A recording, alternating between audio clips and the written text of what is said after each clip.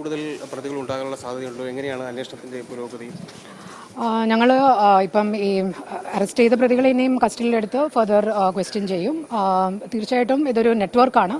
അപ്പോൾ ഇത് 5 പേരിൽ ഒതുങ്ങുന്ന ഒരു നെറ്റ്വർക്കല്ല. അപ്പോൾ കൂടുതൽ ആൾക്കാർ ഞങ്ങളുടെ സർവീലൻസിലുണ്ട്. ഇനി വരുന്ന ദിവസങ്ങളിൽ കൂടുതൽ ഡീപ്പായിട്ടുള്ള ഇൻവെസ്റ്റിഗേഷൻ കാണും.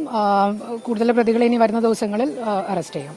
ഈ പ്രതികളായ അധ്യാപികമാർക്ക് എങ്ങനെയാണ് ഈ നെറ്റ്വർക്കുമായിട്ട് ബന്ധം സ്ഥാപിക്കാൻ കഴിഞ്ഞിട്ടുള്ളത്? എത്ര കാലമായിട്ടുള്ള ബന്ധമാണ്, ലഹരി കച്ചവടമാണ് ഇവർ നടത്തുന്നത്? ഞങ്ങളിപ്പോൾ റീസെൻ്റ് ആയിട്ടുള്ള ട്രാൻസാക്ഷൻസ് ആണ് അനലൈസ് ചെയ്തിരിക്കുന്നത്. എത്രയും കാലമായിട്ട് ഇവരിതിൽ ഇറങ്ങിയെന്ന് അത് അവരെ ഇനിയും കസ്റ്റഡിയിലെടുത്ത് ചോദ്യം ചെയ്തതിന് ശേഷം മാത്രമേ പറയാൻ പറ്റത്തുള്ളൂ. എത്ര രൂപയുടെ ഇടപാടുകളാണ് കണ്ടെത്തിയിരിക്കുന്നത്? ഇപ്പം വേരിങ് അമൗണ്ട്സ് ആണ്.